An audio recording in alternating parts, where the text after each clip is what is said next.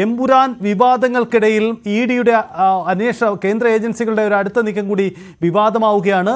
പൃഥ്വിരാജിന് ആദായ നികുതി വകുപ്പിന്റെ നോട്ടീസ് ലഭിച്ചിരിക്കുന്നു. 3 സിനിമകളിലെ പ്രതിഫലത്തിൽ വ്യക്തത തേടിയാണ് നോട്ടീസ് ലഭിച്ചിരിക്കുന്നത്. കടുവ, ജനഗണമന, ഗോൾഡ് സിനിമകളുടെ പ്രതിഫലത്തിലാണ് വ്യക്തത തേടിയത്. എന്തായാലും ഈ എമ്പുരാൻ സിനിമയുടെ അണിയറക്കാർക്ക് പിന്നാലെ കേന്ദ്ര ഏജൻസികളുണ്ട്. ഇഡിയുടെ അന്വേഷണ നീക്കം നടക്കുന്നു. അതിന് പിന്നാലെയാണിപ്പോൾ ഈ വാർത്ത കൂടി പുറത്തു വരുന്നത്. പൃഥ്വിരാജിന് ആദായ നികുതി വകുപ്പിന്റെ നോട്ടീസ് എന്ന പ്രധാനപ്പെട്ട നീക്കമാണ് ഉണ്ടാവുന്നത്. നവമി ദിനേശ് കൊച്ചിയിൽ നിന്നും ചേരുന്നു. നവമി, എന്താണ് ഈ നോട്ടീസിന്റെ വിശദാംശങ്ങൾ? പൃഥ്വിരാജിന്റെ ടീം ഇക്കാര്യത്തിൽ നൽകുന്ന വിശദീകരണം എന്താണ്? സജിത്ത്, എന്തായാലും ഇത്തരത്തിലൊരു നീക്കം നമ്മൾ പ്രതീക്ഷിച്ചതാണ്. കാരണം ഇന്നലെയാണ് അപ്രതീക്ഷിതമായി ഗോകുലം ഗോപാലന്റെ വീട്ടിലേക്ക്, സ്ഥാപനങ്ങളിലേക്ക് ഇഡിയുടെ ഒരു റെയ്ഡ് നടക്കുന്നതും പിന്നീട് അദ്ദേഹത്തിന്റെ മണിക്കൂറുകൾ നീണ്ട ചോദ്യം ചെയ്യലുകൾ, അദ്ദേഹത്തിന്റെ വീട്ടിൽ നിന്ന് ചില രേഖകൾ പിടിച്ചെടുക്കുന്നു. അപ്പോൾ തന്നെ നമ്മൾ ഊഹിച്ചതാണ് ഇത്തരത്തിൽ എമ്പുരാൻ സിനിമയുടെ വിവാദങ്ങൾ അല്ലെങ്കിൽ സംഘപരിവാറിനെ അല്ലെങ്കിൽ കേന്ദ്ര സർക്കാരിനെ വിമർശിച്ചതിന്റെ ഒരു പ്രതികാര നടപടി എന്നോണമാണ് ഇതിലെ നിർമ്മാതാക്കളിൽ ഒരാളായ ഗോകുലം ഗോപാലന്റെ ഉടമസ്ഥതയിലുള്ള സ്ഥാപനങ്ങളിൽ ഇത്തരത്തിൽ ഇഡി റെയ്ഡ് നടക്കുന്നത്. അപ്പോൾ തന്നെ നമ്മൾ പറഞ്ഞതാണ്, വരും ദിവസങ്ങളിൽ പൃഥ്വിരാജിനോ ആന്റണി പെരുമ്പാവൂരിനോ മോഹൻലാലിനോ ഒക്കെ ഇത്തരത്തിൽ കേന്ദ്ര ഏജൻസികളുടെ അന്വേഷണം നേരിടേണ്ടി വരുമെന്ന തരത്തിലുള്ള വാർത്തകൾ വന്നതാണ്. അതോടൊപ്പം പ്രതിപക്ഷമടക്കമുള്ള പാർട്ടികളും ഇത് ഉന്നയിക്കുന്ന ഒരു സാഹചര്യം ഉണ്ടായി. എന്നാലും ഇപ്പോൾ ആദായ നികുതി വകുപ്പാണ് പൃഥ്വിരാജിന് നോട്ടീസ് അയച്ചിരിക്കുന്നത്. 3 സിനിമകളുടെ പ്രതിഫലത്തെ കുറിച്ചുള്ള ചില രേഖകൾ ഹാജരാക്കാനാണ് നിർദ്ദേശിച്ചിരിക്കുന്നത്. ഇത് കടുവ, ജനഗണമന, ഗോൾഡ്. ഇതിനു മുൻപ് അഭിനയിച്ച 3 സിനിമകൾ, ഈ 3 സിനിമകളിൽ ഈ ജനഗണമനയും കടുവ സിനിമയുമായി ഗോൾഡ്, ഈ 3 സിനിമയുമായി ബന്ധപ്പെട്ട് ചില കാര്യങ്ങളിൽ വ്യക്തത വരുത്തുവാനും ഇതിന്റെ ഒരു പ്രതിഫലം സംബന്ധിച്ച കാര്യങ്ങളിലൊരു വ്യക്തത തേടിയിട്ടാണ് ഇപ്പോൾ ആദായ നികുതി വകുപ്പ് പൃഥ്വിരാജിനോട്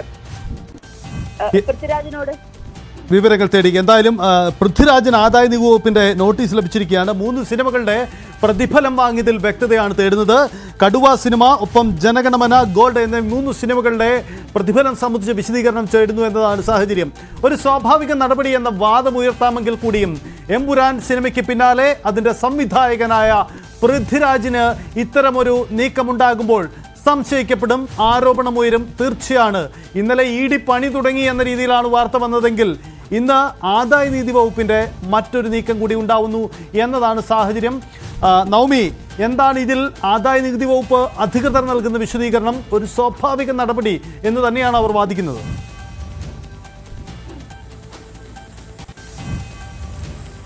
എമ്പുരാൻ എഫക്റ്റ് തന്നെയാണ് ഈ ഒരു പെട്ടെന്നുള്ള പൃഥ്വിരാജിനുള്ള നോട്ടീസിനെ നമുക്ക് കണക്കാക്കാൻ കഴിയും. ഒരു സ്വാഭാവിക നടപടി എന്നാണ് ആദായ നികുതി വകുപ്പ് നൽകുന്ന വിശദീകരണം. പക്ഷേ ഈ ഗോൾഡ്, ജനഗണമന, കടുവ പോലുള്ള സിനിമകൾ ഇറങ്ങിയിട്ട് ഒരുപാട് വർഷങ്ങളായിട്ടുണ്ട്. ഒരു 2-3 വർഷങ്ങൾക്ക് മുൻപ് ഇറങ്ങിയ സിനിമയാണ്.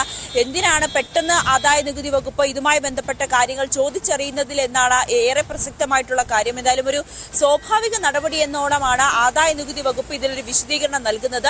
പക്ഷെ അതിനപ്പുറത്തേക്ക് എമ്പുരാൻ സിനിമ അത് 5 ദിവസം കൊണ്ട് 100 കോടി ക്ലബിൽ കയറുന്നു. അതിന്റെ കളക്ഷനുകൾ വർദ്ധിക്കുന്നു. നിറഞ്ഞ സദസ്സുകളിൽ പ്രദർശനം തുടരുകയാണ്. ഇതുമായി ബന്ധപ്പെട്ട ഓരോ ദിവസവും ഇതിന്റെ അണിയറ പ്രവർത്തകർ ഇത് കളക്ട് ചെയ്ത ഇതിലെ റെക്കോർഡുകളെ കുറിച്ചുള്ള വാർത്തകൾ പുറത്തുവിടുന്നു. ഇതിന്റെ ഒക്കെ അടിസ്ഥാനത്തിൽ തന്നെയാണ് ഒരു പ്രതികാര നടപടി എന്നോണം അല്ലെങ്കിൽ ഒരു ഭീഷണിപ്പെടുത്തുക എന്നുള്ളൊരു രീതിയിലേക്ക് തന്നെയാണ് ഈ ഒരു കേന്ദ്ര ഏജൻസികളുടെ നീക്കം എന്ന് നമുക്ക് നിസ്സംശയം പറയാൻ കഴിയും. അതിന്റെ ഏറ്റവും ഒടുവിലായാണ് ഇപ്പോൾ ആദായ നികുതി വകുപ്പ് തന്നെ പൃഥ്വിരാജിന് നോട്ടീസ് അയച്ചിരിക്കുന്നത്. പ്രതിഫലം സംബന്ധിച്ച് ചില രേഖകൾ ഹാജരാക്കണം, അല്ലെങ്കിൽ അതുമായി ബന്ധപ്പെട്ട് ചില കാര്യങ്ങൾ ചോദിച്ചറിയുന്നതിന് വേണ്ടിയിട്ടാണ് ഇപ്പോൾ നോട്ടീസ് നൽകിയിരിക്കുന്നത്. എന്തായാലും പൃഥ്വിരാജോ ഇതുമായി ബന്ധപ്പെട്ട മറ്റ് വൃത്തങ്ങളോ ഒരു വിശദീകരണം നൽകിയിട്ടില്ല. വരും ദിവസങ്ങൾ അല്ലെങ്കിൽ വരും മണിക്കൂറുകളിൽ നമുക്ക് ഇതിലൊരു വിശദീകരണം ലഭ്യമാകും. എന്തായാലും പ്രതിപക്ഷം അടക്കം വലിയ രീതിയിൽ വിമർശിക്കുന്നുണ്ട് ഈ ഒരു നടപടിയിൽ. ഇന്നലെ ഗോകുലം ഗോപാലന്റെ സ്ഥാപനങ്ങളിൽ ഇഡി റെയ്ഡ് നടത്തുന്നു. ഇന്നിപ്പോൾ പൃഥ്വിരാജിന് ആദായ നികുതി വകുപ്പ് നോട്ടീസ് നൽകുന്നു. ഇതെല്ലാം എമ്പുരാൻ ഇഫക്റ്റ് ആയിട്ട് തന്നെ നമുക്ക് പറയാൻ കഴിയും. ഏതായാലും എമ്പുരാൻ വലിയ വിവാദമായ സാഹചര്യത്തിൽ, ഈ സംഘപരിവാറിനെ വിമർശിക്കുന്ന സാഹചര്യത്തിൽ കേന്ദ്ര സർക്കാരിനെ വിമർശിച്ചതിന്റെ ഒരു പ്രതികാര നടപടി എന്നോണമാണ് സിനിമയുടെ അണിയറ പ്രവർത്തകർക്ക് ഓരോന്നായി ഓരോ കേന്ദ്ര ഏജൻസികളുടെ അന്വേഷണം വരുന്നത്. അതിൽ ഇന്നലെ ഇഡിയുടെ അന്വേഷണം, ഇന്നിപ്പോൾ ആദായ നികുതി വകുപ്പിന്റെ നോട്ടീസ് പൃഥ്വിരാജിന് ലഭിക്കുന്നു. എന്നാലും ഇതൊരു പ്രതികാര നടപടിയായി തന്നെ നമുക്ക് കണക്കാക്കാൻ കഴിയും. പക്ഷേ ആദായ നികുതി വകുപ്പ് പറയുന്നത് ഒരു സ്വാഭാവിക നടപടിയാണ്.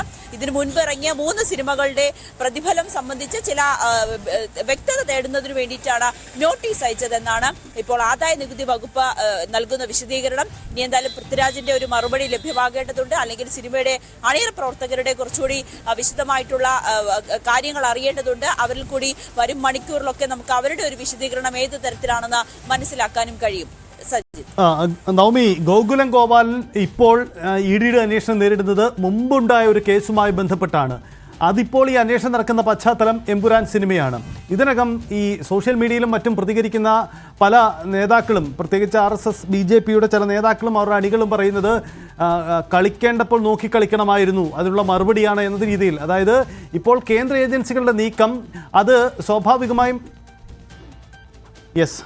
സന്ദീപ് വാര്യർ നമുക്കൊപ്പം ചേരുന്നുണ്ട്. സന്ദീപ് വാര്യർ, നമ്മൾ പ്രതീക്ഷിച്ചതാണ്, അല്ലെങ്കിൽ ഉയർന്ന ഒരു ആക്ഷേപമാണ് ഈ അണിയറ പ്രവർത്തകർക്ക് കേന്ദ്ര ഏജൻസികളുടെ നീക്കം നേരിടേണ്ടി വരുമെന്നത്. ഇന്നലെ ഗോകുലം ഗോപാലൻ, ഇന്ന് പൃഥ്വിരാജ്. എന്താണ് ഈ നീക്കത്തിൽ താങ്കൾ കാണുന്ന രാഷ്ട്രീയം? അല്ല, തീർച്ചയായിട്ടും ഇത് ഭീഷണിപ്പെടുത്തിക്കൊണ്ട് വായടപ്പിക്കാനുള്ള BJPയുടെയും സംഘപരിവാറിന്റെയും പരിശ്രമത്തിന്റെ ഭാഗമാണ്. കേരളത്തിന്റെ പൊതുസമൂഹത്തിനെ സ്വാധീനിച്ചുകൊണ്ട് അവരെ രാഷ്ട്രീയം പറഞ്ഞുകൊണ്ട് തങ്ങൾക്ക് അനുകൂലമാക്കി മാറ്റാൻ സാധിക്കില്ല എന്ന് ബോധ്യമുള്ള സംഘപരിവാറും BJPയും ഭീഷണിപ്പെടുത്തിക്കൊണ്ടും മറ്റ് വഴികൾ തേടിക്കൊണ്ടും വളഞ്ഞ വഴികൾ തേടിക്കൊണ്ടും കേരളത്തിലെ രാഷ്ട്രീയ സ്വാധീനം ഉറപ്പിക്കാനുള്ള പരിശ്രമമാണ് നടത്തുന്നത്. അതിനിടയ്ക്കാണ് കേരളത്തിൽ നിന്ന് ചില ചെറുത്തുനിൽപ്പുകൾ ഉയരുന്നത്. സാംസ്കാരിക മേഖലയിൽ നിന്ന്, സിനിമാ മേഖലയിൽ നിന്നൊക്കെ BJPയുടെ RSSന്റെ നയങ്ങൾക്കെതിരായിട്ടുള്ള ചില ചെറുത്തുനിൽപ്പുകൾ ഉയരുന്നുണ്ട്. കേരളത്തിലെ രാജ്യത്ത് മറ്റൊരു സ്ഥലത്തു നിന്നും ഉയരാത്ത ഒരു ചെറുത്തുനിൽപ്പ് കേരളത്തിൽ നിന്ന് വരുന്ന സമയത്ത് അത് അവരെ വല്ലാതെ അസ്വസ്ഥപ്പെടുത്തുന്നു എന്നാണ് നമുക്ക് മനസ്സിലാക്കേണ്ടത്. അതിന്റെ ഭാഗമായിട്ട് തന്നെയാണ് സംഘപരിവാർ ഹാൻഡിലുകളിൽ നിന്ന് ഈ സിനിമയ്ക്കെതിരായിട്ടുള്ള ഭീഷണി ഉണ്ടായത്. ആ ഭീഷണിയുടെ ഭാഗമായിട്ടാണ് മോഹൻലാലിന്റെ ഒരു സിനിമ എഡിറ്റ് ചെയ്ത് കേരളത്തിൽ പ്രദർശിപ്പിക്കേണ്ട സാഹചര്യം ഉണ്ടായത്. പക്ഷെ എനിക്ക് മനസ്സിലാവാത്തത്, ഇത്തരം സാഹചര്യങ്ങളിൽ കേരളത്തിലെ പൊതുസമൂഹത്തിന്റെ പ്രതിഷേധവും കേരളത്തിലെ പൊതുസമൂഹത്തിന്റെ ചെറുത്തുനിൽപ്പിനും നേതൃത്വം കൊടുക്കേണ്ട കേരളത്തിന്റെ മുഖ്യമന്ത്രി ഈ സിനിമ കണ്ടതിനപ്പുറം എന്തുകൊണ്ടാണ് ഇത്തരമൊരു സാഹചര്യത്തിൽ ഒരു പ്രതിഷേധത്തിന്, ഒരു പ്രതിരോധത്തിന് നേതൃത്വം കൊടുക്കാത്തത്? മുഴുവൻ മലയാളികളുടെയും ശബ്ദമായി മാറേണ്ട കേരളത്തിന്റെ മുഖ്യമന്ത്രി വാസ്തവത്തിൽ കേന്ദ്ര സർക്കാരിനെ ഭയന്നുകൊണ്ട്, അതല്ലെങ്കിൽ മാസപ്പടി കേസ് ഉൾപ്പെടെയുള്ള വിഷയങ്ങളിൽ മകൾക്ക് നേരെ വരുന്ന നടപടികളിൽ ഭയന്നുകൊണ്ട് ഇത്തരം ഒരു പ്രധാനപ്പെട്ട വിഷയത്തിൽ പോലും മലയാളികൾക്കൊപ്പം നിൽക്കാൻ തയ്യാറാകുന്നില്ല. നമ്മുടെ പൊതുവായിട്ടുള്ള പ്രതിരോധത്തിന് നേതൃത്വം കൊടുക്കേണ്ട മുഖ്യമന്ത്രി ഇക്കാര്യത്തിൽ, സർക്കാർ ഇക്കാര്യത്തിൽ തികഞ്ഞ നിരുത്തരവാദിത്വം കാണിക്കുന്നു എന്നുള്ളതാണ് എന്റെ ഇക്കാര്യത്തിലുള്ള ആക്ഷേപം. പ്രവർത്തകർ എല്ലാവരും ഒറ്റക്കെട്ടായി ഇക്കാര്യത്തിൽ ഒരു പ്രതിരോധം, മലയാളത്തിന്റെ പ്രതിരോധം ഉയർത്തേണ്ടതാണ്. കേരളത്തിലെ സിനിമാ മേഖലയിലുള്ള കലാപ്രവർത്തകർക്കുള്ള ഐക്യദാർഢ്യം പ്രഖ്യാപിക്കേണ്ട സമയമാണിത്. സന്ദീപ് വാര്യർ, ഈ മുഖ്യമന്ത്രി പ്രതിരോധം ഉയർത്തുന്നില്ല എന്ന് പറയാൻ കഴിയുമോ? കാരണം അദ്ദേഹത്തെ കൂടി വിമർശനം, അല്ലെ അദ്ദേഹത്തിന്റെ രാഷ്ട്രീയത്തിനു കൂടി വിമർശനം ഉള്ള സിനിമയാണെന്ന് അറിഞ്ഞിട്ടും മുഖ്യമന്ത്രി സിനിമ കാണാൻ പോവുകയും അതിനനുകൂലമായി പോസ്റ്റ് ഇടുകയും ആ തരത്തിൽ ഐക്യദാർഢ്യം പ്രഖ്യാപിക്കുകയും ചെയ്തു. ഒരുപക്ഷേ കോൺഗ്രസ് ക്യാമ്പിൽ നിന്നല്ലേ അല്പം കൂടി ആർജവം കാട്ടേണ്ടത്? കാരണം സംഘപരിവാർ വിരുദ്ധ രാഷ്ട്രീയത്തിന്റെ ഏറ്റവും വലിയ ഗുണഭോക്താക്കൾ കോൺഗ്രസ് ആവില്ലേ? ആ സാധ്യത എന്തുകൊണ്ടാണ് ഉപയോഗപ്പെടുത്താത്തത്? നിങ്ങൾ എന്തായി പറയുന്നത്? രാജ്യം മുഴുവൻ RSSന്റെ എതിരായിട്ടുള്ള, കേന്ദ്ര സർക്കാരിനെതിരായിട്ടുള്ള, BJPക്കെതിരായിട്ടുള്ള പോരാട്ടത്തിന് നേതൃത്വം കൊടുക്കുന്നത് ഇന്ത്യൻ നാഷണൽ കോൺഗ്രസും രാഹുൽ ഗാന്ധിയും അടക്കമുള്ള നേതാക്കന്മാരല്ലേ? അതിന്റെ ഏറ്റവും അധികം പ്രയാസം, അതല്ലെങ്കിൽ കേന്ദ്ര സർക്കാരിന്റെ വേട്ടയാടൽ അനുഭവിക്കുന്നതാരാ? അത് കോൺഗ്രസ് നേതൃത്വമല്ലേ, രാഹുൽ ഗാന്ധിയല്ലേ? എന്നിട്ട് RSSനെതിരായിട്ടുള്ള, കോൺഗ്രസിനെതിരെ, കേന്ദ്ര സർക്കാരിനെതിരായിട്ടുള്ള പോരാട്ടത്തിൽ കോൺഗ്രസ് പുറകോട്ടാണ് എന്ന് പറയുന്നത് എന്താ അർത്ഥമാണത്? അല്ല, ഞാൻ പറഞ്ഞത് ഈ സിനിമയെ ബന്ധപ്പെട്ട എന്തുകൊണ്ടാണ് കോൺഗ്രസ് കേന്ദ്രങ്ങളിൽ ഇത്ര വലിയൊരു ആർജവം ഈ സിനിമയെ പ്രതിരോധിക്കുന്നതിന് വേണ്ടി ഉണ്ടാവാത്തതെന്നാണ് ചോദ്യം. തീർച്ചയായിട്ടും കോൺഗ്രസിന്റെ നേതൃത്വത്തിലുള്ള ഏതാളാണ് ഈ സിനിമയ്ക്ക് വേണ്ടി സംസാരിക്കാതിരുന്നിട്ടുള്ളത്? അല്ല, താങ്കൾ മുഖ്യമന്ത്രി ചെയ്തില്ല, ഒളിച്ചോടി എന്ന് താങ്കൾ പറഞ്ഞതുകൊണ്ടാണ് ഞാൻ ചോദിക്കുന്നത്. മുഖ്യമന്ത്രി സിനിമ നേരിട്ട് കാണുകയും അക്കാര്യം പ്രതികരിക്കുകയും ചെയ്താണ്. കേരളത്തിന്റെ പൊതുവായ പ്രതിരോധത്തിന് നേതൃത്വം കൊടുക്കാൻ ബാധ്യതയുള്ളത് ആർക്കായിരുന്നു? അത് കേരളത്തിന്റെ മുഖ്യമന്ത്രിക്കായിരുന്നു. അദ്ദേഹം ഈ സിനിമയുടെ അൺഎഡിറ്റഡ് വേർഷൻ കണ്ടതിനപ്പുറം ഈ സിനിമയ്ക്ക് വേണ്ടി ഇപ്പോൾ ഗോകുലം ഗോപാലിനെതിരെയും പൃഥ്വിരാജിനെതിരെയും ഒക്കെ നടക്കുന്ന ഇത്തരം കേന്ദ്ര ഏജൻസികളെ വിട്ടിട്ടുള്ള അവരുടെ ഇത്തരം ആക്രമണങ്ങൾക്കെതിരായിട്ടുള്ള പ്രതിരോധമുയർത്താൻ, കേരളത്തിന്റെ പ്രതിരോധമുയർത്താൻ, മലയാളികളുടെ പ്രതിരോധമുയർത്താൻ അതിന് നേതൃത്വം കൊടുക്കേണ്ടതാരാ? കേരളത്തിന്റെ മുഖ്യമന്ത്രിയല്ലേ? അദ്ദേഹം എന്തുകൊണ്ട് ഇക്കാര്യത്തിൽ ശക്തമായിട്ടുള്ള നിലപാടെടുത്തുകൊണ്ട് ഈ സിനിമ കണ്ടതിനപ്പുറം ഒരു പ്രതിരോധം ഉയർത്താൻ തയ്യാറാകുന്നില്ല എന്നുള്ളതാണ് എന്റെ ചോദ്യം. കേരളത്തിലെ സർക്കാർ ഇക്കാര്യത്തിൽ എന്തുകൊണ്ട് പ്രതികരിക്കുന്നില്ല? അത് ശക്തമായിട്ടുള്ള പ്രതികരണം ആവശ്യമുള്ള സമയമല്ലേ? എന്തുകൊണ്ട് സർക്കാരിന്റെ ഭാഗത്തുനിന്ന് പ്രതികരണം ഉണ്ടാകുന്നില്ല? മലയാളികളുടെ ശബ്ദമാകേണ്ടത് കേരളത്തിന്റെ മുഖ്യമന്ത്രിയാണ്. അല്ല, അതിൽ താങ്കളുടെ ആ നിലപാട് സംശയമുണ്ട്. നമ്മുടെ വിഷയത്തിൽ നിന്ന് നമ്മൾ മാറുകയാണ്. കാരണം അതിനപ്പുറം നമുക്ക് പൃഥ്വിരാജിന് എതിരെ അല്ലെങ്കിൽ ഇതിലെ തുടർ അണിയറ പ്രവർത്തകർക്കെതിരായ നീക്കമാണ്. ഞാൻ വിഷയത്തിലേക്ക് വീണ്ടും വന്നാൽ, താങ്കൾ ഇനിയും പ്രതീക്ഷിക്കുന്നുണ്ടോ കൂടുതൽ അണിയറ പ്രവർത്തകർ? ആന്റണി പെരുമ്പാവൂരിനെ പോലെയുള്ളവരുണ്ട്. ഒരുപക്ഷെ മോഹൻലാലും ഈ കേന്ദ്ര ഏജൻസികളുടെ അന്വേഷണം നേരിടുമോ എന്ന സംശയമുണ്ട്. അതൊക്കെ തുടർ നീക്കങ്ങൾ താങ്കൾ ഉണ്ടാകുമെന്ന് കരുതുന്നുണ്ടോ? തീർച്ചയായിട്ടും അവരുടെ പരിധിക്ക് നിൽക്കാത്തിടത്തോളം കാലം കലാസാംസ്കാരിക പ്രവർത്തകർക്കെതിരെ ഇത്തരത്തിലുള്ള നിലപാടുകളുമായിട്ട് കേന്ദ്ര സർക്കാർ മുന്നോട്ട് പോകും, RSSും BJPയും മുന്നോട്ട് പോകും എന്നുള്ളത് തർക്കമൊന്നും വേണ്ട. ഇപ്പൊ കേരളത്തിലായതുകൊണ്ടാണ് ഇൻകം ടാക്സിനെയും EDയെയും വിടുന്നത്. കർണാടകയിലോ മറ്റ് ഉത്തരേന്ത്യൻ സംസ്ഥാനങ്ങളിലോ ഒക്കെ ആയിരുന്നെങ്കിൽ തോക്കും കൊടുത്ത് വിടുമായിരുന്നു, ആളുകളെ കൊല്ലാൻ വിടുമായിരുന്നു. നമ്മളെ മുന്നിൽ ഉദാഹരണങ്ങളുണ്ടല്ലോ. സാംസ്കാരിക പ്രവർത്തകരെ വെടിവെച്ചു കൊന്നതിന്റെ ഉദാഹരണങ്ങൾ നമ്മുടെ മുന്നിലുണ്ടല്ലോ. അപ്പോ അത്തരം സാഹചര്യം കേരളമായതുകൊണ്ട് സംഭവിക്കുന്നില്ല എന്നേ ഉള്ളൂ. പക്ഷെ ഇവിടെ മറ്റു വഴികളിലൂടെ കേരളത്തിൽ സ്വാധീനം ചെലുത്താൻ വേണ്ടി ശ്രമിക്കുകയാണ്.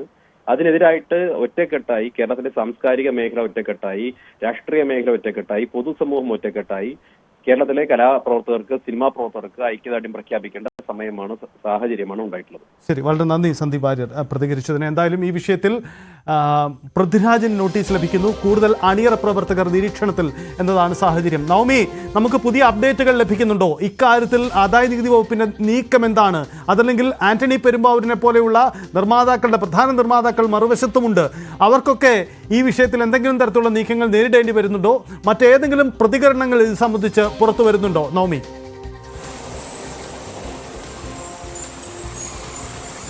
സജിത്ത്, എന്തായാലും ഇതുമായി ബന്ധപ്പെട്ട് മറ്റ് വിവരങ്ങളൊന്നും ലഭ്യമായിട്ടില്ല. എന്തായാലും